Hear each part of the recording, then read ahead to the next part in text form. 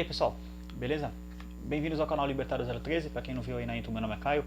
Esse é um canal de viés libertário, que eu falo sobre economia, filosofia, política e ética por essa perspectiva. O vídeo de hoje é uma continuação da série Remake aí que eu tô fazendo, né, da leitura comentada do Anatomia do Estado, então fazendo a leitura dele aí. Eu já tinha feito esse vídeo anteriormente, mas enfim, muito antigo. Então basicamente eu decidi refazer, tô fazendo alguns vídeos antigos, tem nessa pegada também alguns vídeos da série Cultura Pop na Perspectiva Libertária. Eu refiz o vídeo sobre Prenda-me se for capaz, tem algumas informações novas, então assistam lá também. Tô refazendo alguns vídeos aí mais antigos do canal, porque enfim, melhorei o setup de gravação, tenho aqueles anéis de iluminação, então muita coisa mudou. Vamos dar uma mudada aí no canal também e trazer obras importantes aí que ficaram no passado, ficaram muito antigas. Essa é uma delas. Hoje eu vou falar especificadamente do capítulo 3, já que eu já abordei o capítulo 1 e 2 anteriormente. Então, como é padrão em toda a leitura comentada do canal, aqui na descrição você encontra o link da playlist do canal. Então, com isso você vai encontrar lá as outras partes, especificadamente a parte 1, né, que é o capítulo 1 e capítulo 2.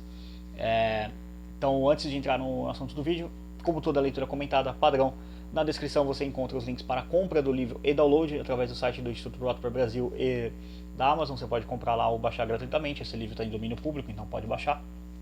Você também encontra todos os links para apoio financeiro do canal. Você pode apoiar através de doação de Bitcoin, Nano ou Shitcoin, ou seja, moeda estatal, via Pix.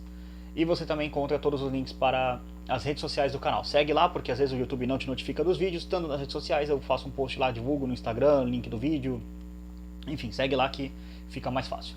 Sem mais delongas, vamos entrar aí na leitura comentada, capítulo 3, que se chama Como o Estado se Preserva. Então vamos fazer a leitura dele aí. É um capítulo curtinho também, na verdade esse livro é bem curto, né? Ele começa na página 31 e vai terminar na página 43 na verdade, que é só meia página, mais ou menos. Mas enfim, vamos lá. Como o Estado se preserva? Depois que o Estado se estabeleceu, o problema do grupo dominante, ou casta, é como manter o seu domínio. Apesar de a força ser o modus operandi, o problema básico e de longo prazo no grupo é ideológico. A fim de continuar no comando, qualquer governo, não apenas um governo democrático, tem que contar com o apoio da maioria de seus súditos. Este apoio, deve-se notar, não precisa ser demonstrado com entusiasmo ativo. Pode muito bem ser uma resignação passiva, como se diante de uma inevitável lei da natureza. Paro aqui para a nota 28. Sobre a distinção fundamental entre casta, um grupo de privilegiados que recebem cargos coercivamente obtidos ou impostos pelo Estado, e o conceito marxista de classe na sociedade, ver Ludwig von Mises, Theory and Story, New Haven, Yale University Press. Ver também Ludwig von Mises, o conflito de interesse entre diferentes grupos sociais, que está no conflito de interesse e outros ensaios. Enfim, tem algumas recomendações de leitura aqui. Vamos seguir aqui. Mas tem que ser uma sensação de aceitação de algum tipo. De outro modo, a minoria de governantes acabaria vencida pela resistência ativa da maioria. Aqui eu faço um parênteses. Eu estou gravando esse vídeo na segunda-feira, dia 9, exatamente 9 de janeiro de 2023, na data em que provavelmente para os próximos anos, ao longo da história, ficará marcada na história como o dia 8 de janeiro de 2023, que aconteceu no Brasil. Nessa data, dando um contexto histórico, basicamente um grupo de bolsonaristas invadiram o Congresso e diversos prédios oficiais de Brasília, e os caras quebraram e chegaram até literalmente ao ponto de defecarem na mesa do ministro Alexandre de Moraes. Então, qual foi a motivação que isso aconteceu? Deixando registrado aqui um fato histórico que ajuda a entender o livro. A motivação disso foi basicamente: essa galera tá putaça da cara com o resultado da eleição, não aceita o resultado da eleição, acredita. A tese entre eles é que a eleição foi fraudada de algum modo. Não estou dizendo que foi ou não, só estou dizendo o que eles acreditam. Então que fique claro, não estou falando a eleição foi fraudada, estou dizendo que essas pessoas acreditam que foi. Esse canal é um canal libertário, para mim qualquer eleição é uma fraude, que fique claro, toda vez que eu falo disso, sempre falo isso. Então, essa galera invadiu o Congresso, enfim, fez um monte de arruaça lá, quebrou tudo. Então, é muito isso do que o Rothbard coloca, quando ele fala uma sensação de aceitação de algum tipo. Não existe essa sensação hoje no Brasil de aceitação. A eleição ela foi muito parelha assim, no número de votos, foi decidida acho que por 3, 4 milhões de votos, alguma coisa assim, eu não lembro agora a diferença exata, acho que foi um pouco mais talvez, mas assim, era muita coisa, coisa de tipo assim, se vai vamos colocar, vai, que tenha sido 4 milhões de votos. Se 1,5 milhão daqueles votos ali, 2 milhões de votos, muda de ideia ali, então a eleição virava, ou sei lá, tipo, 1,5 milhão votou pra cá, meio milhão do outro anulou, então você passa, entendeu? Então ficou muito próximo. Então não há essa sensação de coesão hoje na sociedade brasileira, no momento que eu tô gravando esse vídeo, então só colocando um fato histórico para poder embasar o que tá no livro. Mas enfim, vamos seguir aqui. Como a ação predatória deve ser mantida graças ao excedente de produção, é necessário que a classe que compõe o Estado, a burocracia e nobreza, em tempo integral, seja a minoria no território, embora ela possa, claro, fazer aliados entre os grupos importantes da população.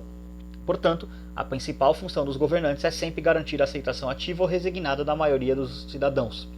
Notas 29 e 30 aqui. Claro que tal aceitação não quer dizer que o domínio do Estado tenha se tornado voluntário, visto que, mesmo que o apoio da maioria seja ativo e entusiasmado, este apoio não é unânime. Aí nota 30 agora. O fato de que todo governo, não importa o quão ditatorial em relação aos indivíduos, deve garantir este apoio foi demonstrado por teóricos e políticos como Etienne de Laboutière, 1530-1563, David Hume, 1711-1776 e Ludwig von Mises, 1831-1973. Assim, ver Hume, On the First Principle of Government, Essays Literary, Moral and Political, London, Ward, Locke and Taylor, Etienne de Laboutière, Anti-Dictator, Nova York, Columbia University Press, Ludwig von Mises, Human Action, que inclusive eu estou fazendo leitura comentada no canal, mas está temporariamente suspensa no momento. Para ler mais sobre a contribuição de Laboutière à análise do Estado, ver Jesse e Oscar Lewis, Against the Tyrant, Glencoe, The Free Press, 1957, páginas 55 a 57. Então as referências aí. Vamos lá, fazendo alguns comentários aqui.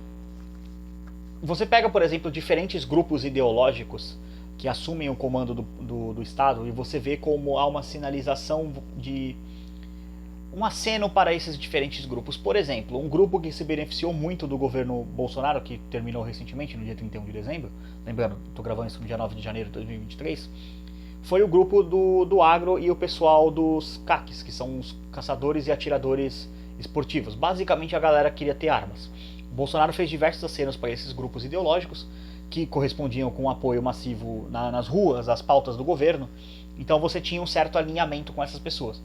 Por outro lado, uma classe que foi imensamente prejudicada no governo Bolsonaro foi a classe de artistas. Esses faziam ferrenha oposição ao Bolsonaro porque basicamente o Bolsonaro cortou a teta da lei Rouanet deles. Então não tinha, para quem não conhece o Brasil, basicamente a lei Rouanet é uma lei que é tipo assim, o cidadão trabalhador médio vai ser roubado para dar dinheiro para artista milionário. É assim que funciona a lei Rouanet. É tipo assim, artista que tem capacidade de juntar 100 mil pessoas para ver um show dele, pega 1 milhão para poder fazer esse show, então tipo ele basicamente lucrou 100% do show, porque ele não pagou nem os custos do show dele. Essa galera não foi beneficiada no governo Bolsonaro, então essa galera ficou puta com isso. Agora está acontecendo o contrário, já teve um decreto do governo Lula tirando, dificultando o acesso às armas, então a galera CAC, que são os caçadores e atiradores colecionadores no Brasil, essa galera tá brava e, bom, basicamente isso. Então a galera do agro vai ver como é que vai ficar, mas vocês percebem que diferentes grupos ideológicos acenam para diferentes grupos de interesses para angariar seus apoios. Então essa é uma constante que tem em governos democráticos. Se não for feito esse aceno, basicamente os governos não conseguem governar, não conseguem dominar a população. Então vamos lá, seguindo. É claro que um método de garantir esse apoio é por meio da criação de interesses econômicos ocultos. O rei sozinho, portanto, não consegue governar. Ele deve ter uma quantidade considerável de seguidores que correspondam aos pré-requisitos do domínio, como, por exemplo, os membros do aparato estatal, tais como a burocracia em tempo integral ou a nobreza estabelecida. Nota 31. Etienne de Laboutière, Antidictator, aliás, página 43 e 44, a citação. Mais detalhes, né? Mas isso só garante uma minoria de defensores ávidos e mesmo a compra de apoio por meio de subsídios e outros privilégios não é capaz de obter o consenso da maioria. Para conseguir essa aceitação essencial, a maioria deve ser convencida, por meio da ideologia, de que seu domínio é bom, sábio ou, ao menos, inevitável e com certeza melhor do que as alternativas. Promover essa ideologia entre o povo é a função fundamental dos intelectuais, porque as massas não geram suas próprias ideias nem refletem sobre tais ideias independentemente. Elas seguem passivamente as ideias adotadas e disseminadas pelo corpo de intelectuais.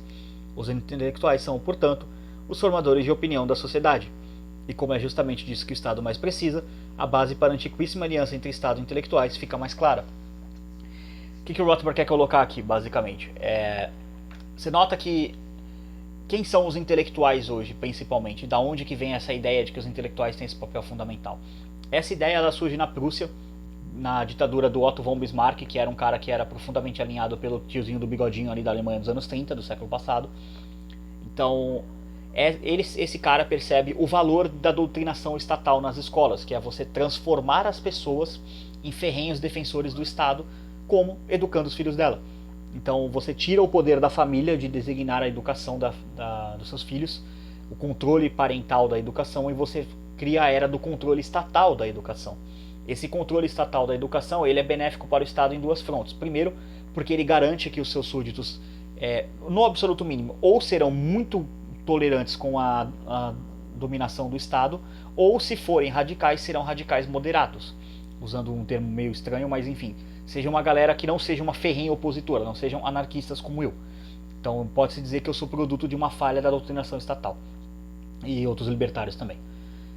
Ao mesmo tempo também, você cria uma profissão que passa a ser extremamente valiosa e extremamente benquista na sociedade, que é a professores, que deixam de ser formadores de caráter e de ideias e de pessoas e passam a ser basicamente agentes de propaganda estatal, que é o papel que professores têm hoje em dia. Você pega um professor de sociologia, especialmente das disciplinas de humanas, eles não são professores, eles são propagadores de mentiras e doutrinas estatais. É raro, assim, salvo raríssimas exceções, deve ter professores libertários dentro do Estado, o que só demonstra que o Estado não consegue fazer nada direito, porque a pior coisa que o Estado poderia deixar é um libertário fazer parte do seu corpo de funcionários. Então isso seria uma coisa péssima para o Estado, mas enfim, o Estado não consegue fazer nada direito. Então essa galera passa a ser muito benquista, mas não somente os professores em si, mas sim grandes jornalistas, grandes formadores de opinião. É por isso que você sempre vê na coluna média de economia o economista mais burro falando as coisas mais óbvias. Você vê na economia na coluna de opinião agora, que nem está acontecendo no Brasil, você vê sempre as pessoas defendendo mais repressão do Estado, mais violência, sempre tratando a democracia como se fosse um deus, um culto, sabe? Uma seita de indivíduos que não conseguem pensar em outra coisa que não a democracia, vira um fanatismo religioso, basicamente. Entrando um pouco da ideia do Voegelin e seu conceito de religião política, a democracia hoje é sem dúvida uma religião política. Mas enfim, vamos seguir aqui. É evidente que o Estado precisa dos intelectuais. Nem tão evidente assim é o fato de que os intelectuais precisarem do Estado. Em resumo, podemos dizer que o sustento do intelectual no livre mercado nunca é muito seguro, porque o intelectual depende dos valores e escolhas das massas, e uma característica das massas é justamente que elas geralmente não se interessam muito por questões intelectuais, ou seja, a ignorância média do afegão médio. É isso que o Estado conta também. O Estado, por outro lado, está disposto a oferecer aos intelectuais um trabalho seguro e permanente no aparato estatal, isto é, uma renda segura e a impressão de prestígio. Assim, os intelectuais serão muito bem recompensados pela importante função que desempenham para autoridades do Estado, grupo do qual eles agora fazem parte. Nota 32. Isso não quer dizer que todos os intelectuais sejam aliados do Estado. Sobre os aspectos da aliança entre intelectuais e Estado, ver Bertrand de Jouvenel, The Attitude of the Intellectuals to the Market Society, The All. Idem, The Treatment of Capitalism by Continental Intellectuals, Hayek, Capitalismo e os Historiadores, Chicago, enfim, tem bastante coisa aqui. Também tem uma citação do Schumpeter, Imperialismo e Classes Sociais, estou traduzindo aqui, tá? Página 143 e 155. Enfim, vamos seguir aqui. A aliança entre Estado e intelectuais foi simbolizada pelo desejo dos professores da Universidade de Berlim, no século XIX, ao formar o corpo de guardas-costas intelectuais da casa de Rosenroller, acho que é assim que se fala. Nos dias de hoje, deixe-me destacar o revelador comentário de um importante estudioso marxista sobre o fundamental estudo do professor Karl A. Wittfogel, 1896-1988, sobre o despotismo do Oriente Antigo. A civilização que o professor Wittfogel tanto ataca foi a que possibilitou que poetas e eruditos se tornassem autoridades. Nota 33. Joseph Needham, Review of Karl Wittfogel, Oriental Despotism, Science and Society. Joseph Needham, na página 65, também escreve: Os sucessivos imperadores chineses contavam em todas as épocas com a companhia de estudiosos profundamente humanos e desinteressados. Página 101. Wittfogel destaca a doutrina confucionista, que diz que a glória da classe dominante está em seus burocratas estudiosos destinados a ser governantes profissionais, falando às massas da população. Enfim, aí aqui tem outras questões, mas vamos lá, vamos seguindo. Entre inúmeros exemplos, podemos mencionar a recente criação da ciência da estratégia a serviço do principal braço armado do governo, as Forças Armadas. Nota 34. Jane Reeves, The War Plotters, Liberation, Agosto 1961. Página 13, citação aqui. Estrategistas insistem que seu trabalho merece a dignidade da contraparte acadêmica da profissão militar. Ver também Marcus Haskin, The Mega Death Intellectuals, ou seja, intelectuais da morte suprema, alguma coisa assim. New York Review of Books, páginas 6 e 7. Seguindo. Outra instituição venerável é a do historiador oficial ou da corte, dedicada a consagrar entre os súditos as opiniões dos governantes ou as ações de seus antecessores. Nota 35. Por isso, o historiador Conyers Reed, 1881-1959, em seu discurso presidencial, defendeu a repressão ao fato histórico a serviço dos valores nacionais e democráticos. Reed disse que a guerra total, quente ou fria, convoca a todos e chama a todos a exercerem seu papel. O historiador não está mais livre de responsabilidades do que o cientista. Conyers Reed, The Social Responsibilities of the Historian, American Historical Review, página 273. Para uma crítica a Reed e a outros aspectos da história oficial, ver Howard K. Bale, The Professional Historian, History and Practice. Outro livro aqui. Então, pra vocês terem uma noção, olha isso aqui. Essa página é basicamente nota de rodapé. Ela é bem grande. Então vamos lá, vamos seguir aqui. Os argumentos com os quais os estados e seus intelectuais levaram os súditos a apoiar seu domínio são muitos e variados. Basicamente, os ramos da argumentação podem ser resumidos da seguinte forma. Os governantes do estado são grandes homens sábios. Eles governam de acordo com o direito divino. São a aristocracia. São os especialistas, maiores e mais sábios que os homens bons e simples súditos. E B, o domínio do governo é inevitável, absolutamente necessário e muito melhor do que os mares indescritíveis que o seguiriam a sua queda. A união entre igreja e Estado foi um dos mais antigos e bem-sucedidos entre esses artifícios ideológicos. O governante ou era um ungido por Deus, ou, no caso do governo absolutista de muitos despotismos orientais, era o próprio Deus. Assim, quaisquer resistência ao domínio dele seria considerada uma blasfêmia. O corpo religioso estatal realizava a função intelectual básica de obter apoio popular, ou até mesmo promover a adoração religiosa dos governantes. Nota 36. Ver Wittfogel, Carl Wittfogel, Despotismo Oriental, página 87 e 100. Sobre os papéis opostos da religião em relação ao Estado na China e Japão antigos, ver Norman Jacobs, A Origem do Capitalismo Moderno and Eastern Asia, e Ásia Oriental, Hong Kong. Enfim, página 161 e 94, para quem se interessar. Então aqui que dá para colocar. Lembra que eu estava falando anteriormente sobre a questão de que a democracia hoje ela é cultuada como um deus? Nota que isso vai mudando. Antes era uma figura que era cultuada como um deus, como um messias, alguma coisa. Existe isso no Brasil, tá? Eu vou deixar um vídeo aqui na descrição que eu estou analisando um pouco esse fenômeno dos bolsonaristas na porta dos quartéis, que foi uma coisa que aconteceu ao longo de 2020 e acabou descambando nos atos de ontem, na data da gravação desse vídeo, de novo, 9 de janeiro de 2023, é a data que está sendo gravado. Então ontem, quando eu me refiro do dia 8. Eu vou deixar aqui na descrição um vídeo que eu falo um pouco sobre a origem desse culto messiânico, dessa busca por um salvador da pátria que existe no Brasil, que vai complementar bastante esse vídeo, então não vou entrar muito nisso, mas deixo lá. Mas o que eu quero colocar aqui de comentário é o seguinte: notem como foi mudando ao longo da história essa questão. Antes era o rei era tipo o representante de Deus na Terra, então salvem o rei, cultuem o rei. Hoje essa figura não é mais um indivíduo, esse culto, essa seita de adoração a uma coisa, não é mais isso. Essa é uma seita democrática, é um culto à democracia. A democracia se tornou o novo Deus a ser louvado no altar. Tudo tem que ser democrático, porque democrático é bom, belo, moral e virtuoso. Tudo que é antidemocrático é feio, é imoral, não é virtuoso, é degenerado, é podre. Então, a gente libertário é tratado muito assim, como se fosse alguma coisa degenerada, como alguma coisa maluca. Ah, meu Deus, esses caras utópicos aí, esses bandos de moleque de apartamento, enfim.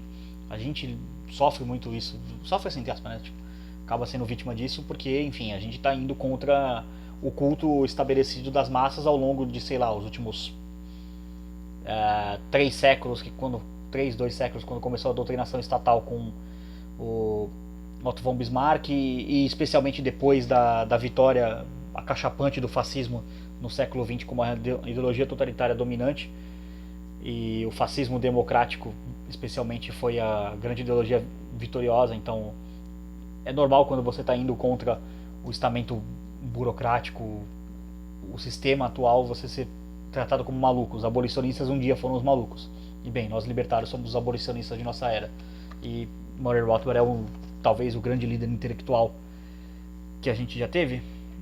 Há de se considerar que talvez não seja exagero dizer isso não. Mas enfim, vamos continuar aqui. Outro artifício bem sucedido foi infundir o medo de quaisquer alternativas de governo ou não governo. Os governantes atuais, dizia-se, dão aos cidadãos o trabalho essencial pelo qual as pessoas deveriam lhe ser gratas: proteção contra criminosos esporádicos e saqueadores, porque o Estado, a fim de preservar seu monopólio da predação, realmente cuida para que o crime privado e não sistemático se mantenha em um nível mínimo. O Estado sempre cuidou bem de sua própria preservação. Nos últimos séculos, o Estado foi especialmente bem sucedido em incutir o medo em relação a outros governantes. Como o território do planeta foi dividido entre estados específicos, uma das doutrinas básicas do Estado era se identificar como o território governado. Como a maioria dos homens tende a amar sua terra, a identificação da terra e do homem com o Estado era um meio de fazer com que o patriotismo natural funcionasse em benefício do Estado. Se a Ruritânia, e o Rothbard sempre usa esse exemplo da Ruritânia, estivesse sendo atacado pela Moldávia, a primeira função do Estado e seus intelectuais era convencer as pessoas da Ruritânia de que o ataque era contra elas, e não apenas contra a casta dominante.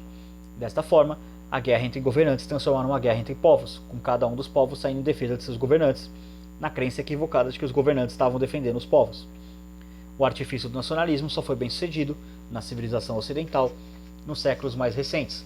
Não faz muito tempo que as massas de súditos consideravam as guerras batalhas irrelevantes entre grupos de nobres. Isso aqui é uma coisa muito importante para entender.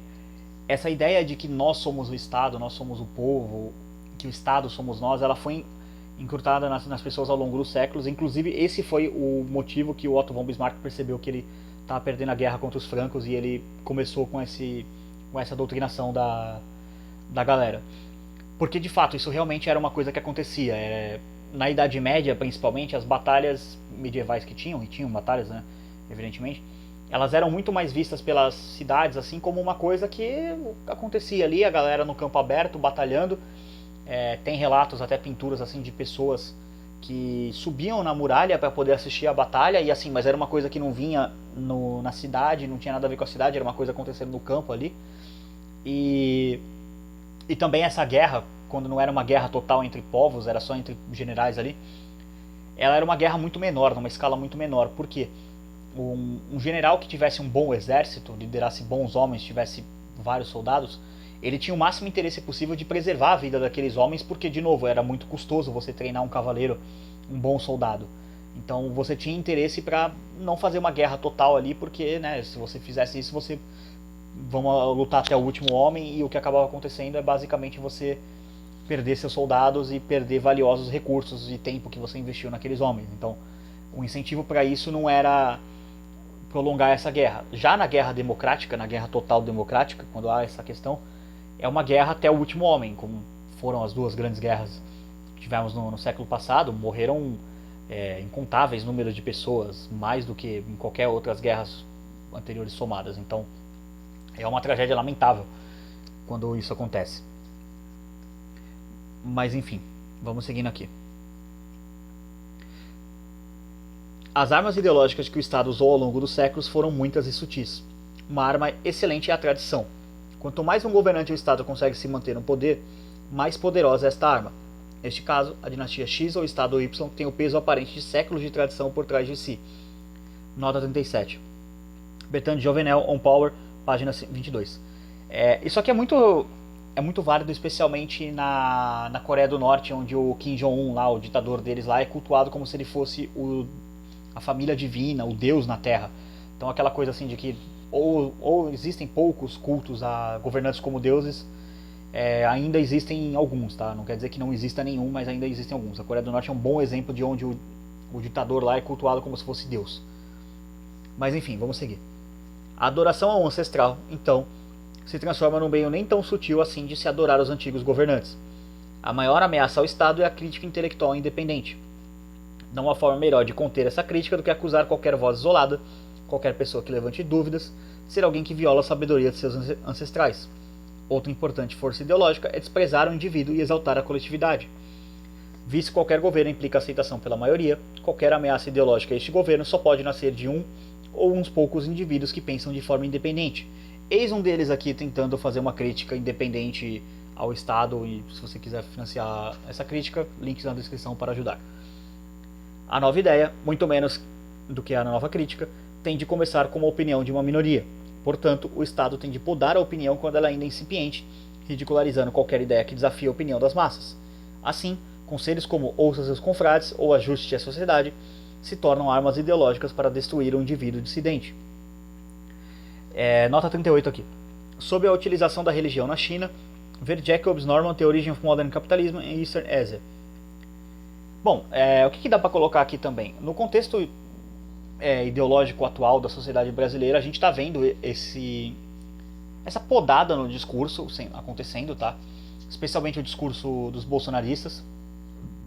Diversos perfis estão sendo censurados.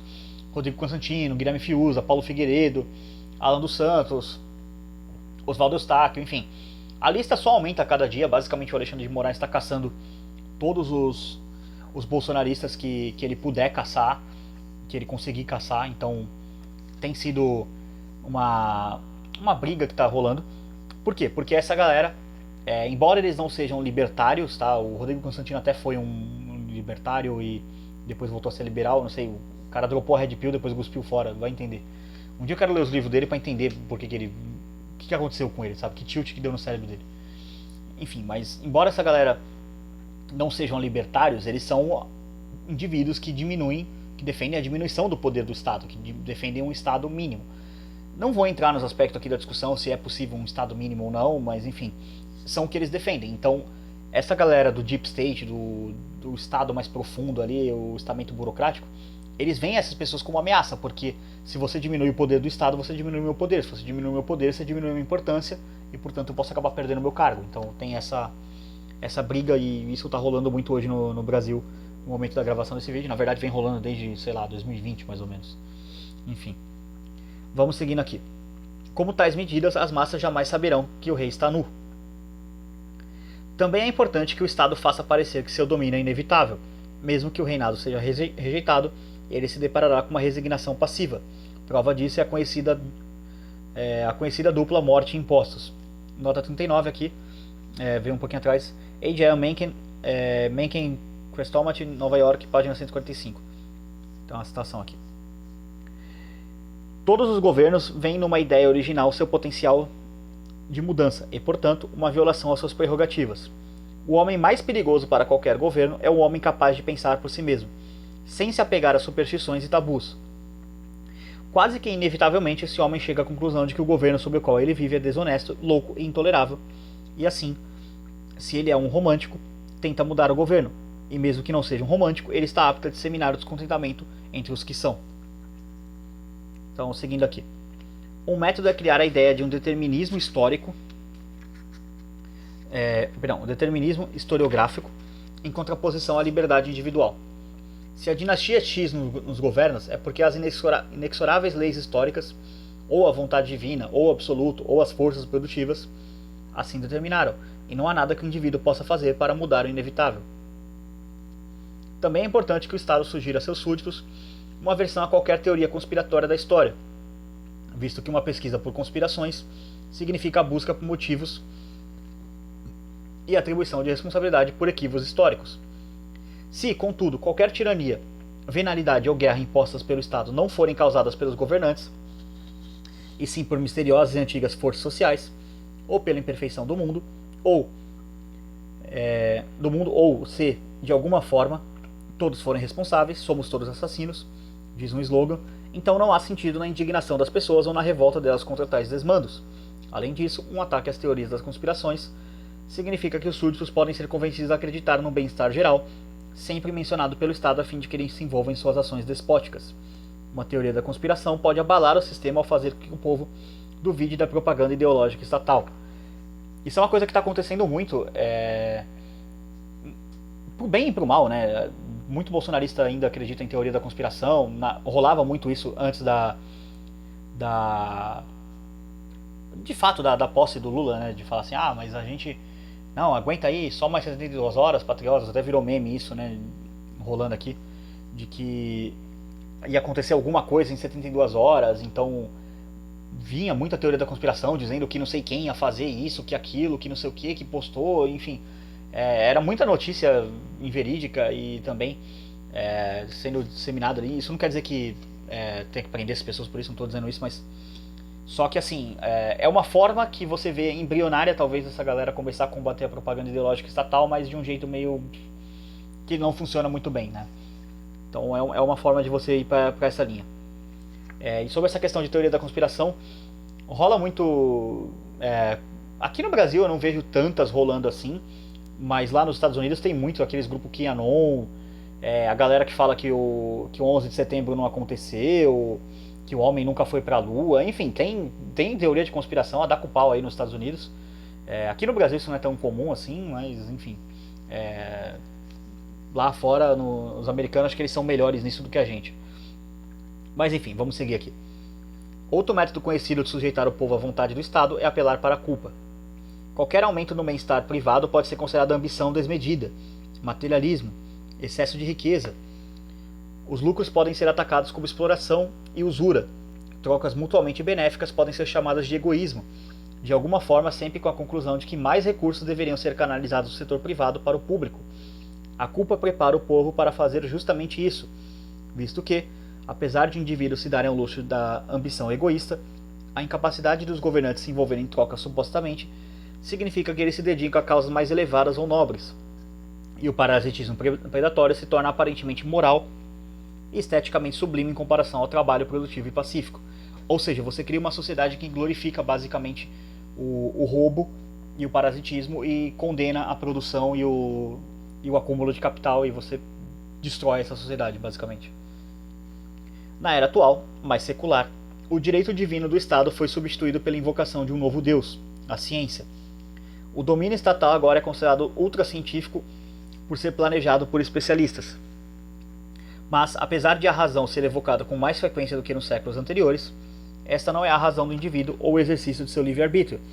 Trata-se de uma razão ainda determinista e coletivista, que ainda implica aglomeração holística e manipulação coercitiva de súditos passivos. A utilização cada vez maior do jargão científico permite aos intelectuais fazer uma apologia obscurantista ao Estado, apologia esta que seria recebida tão somente com zombaria pelo populacho de tempos mais simplórios. Um ladrão que justifica seu roubo dizendo que na verdade ajudou suas vítimas,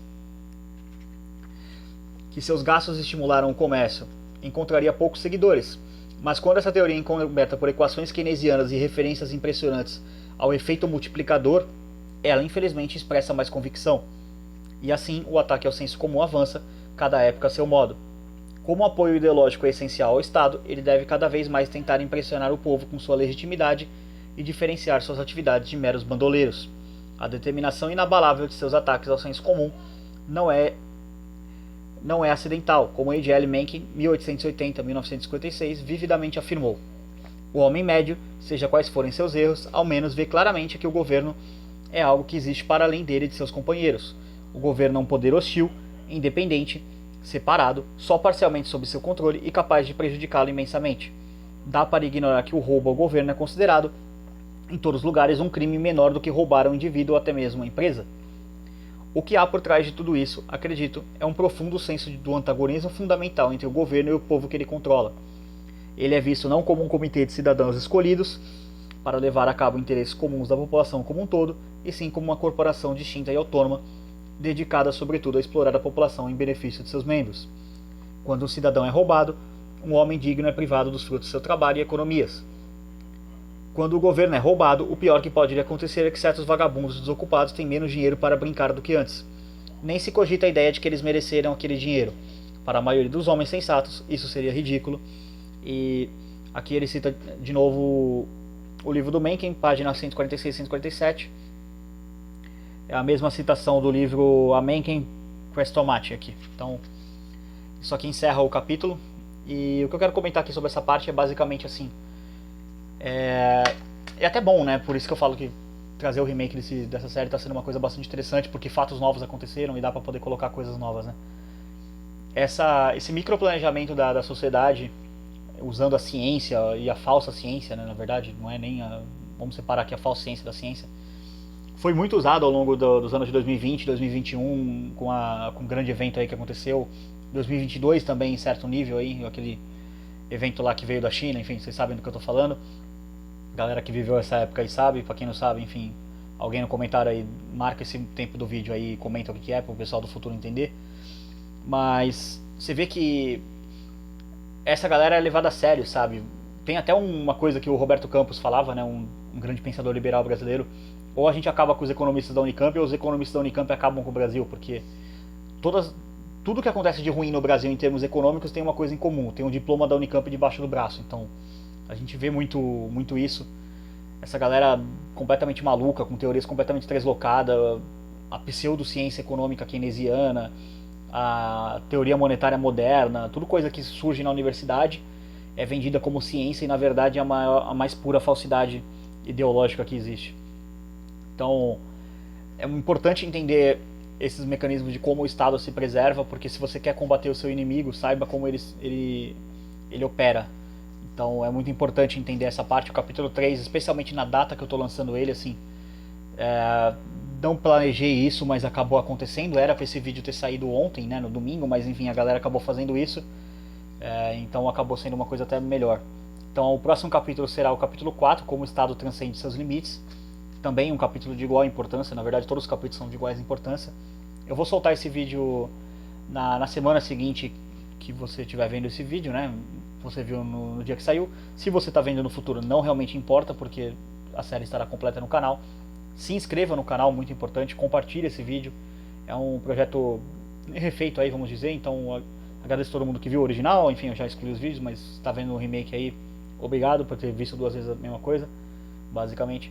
Mas é isso, quero agradecer a todo mundo que assistiu o vídeo. Por esse vídeo é isso, se inscreva no canal, compartilhe, enfim, você sabe o que tem que fazer. Por esse vídeo é isso, tchau, tchau.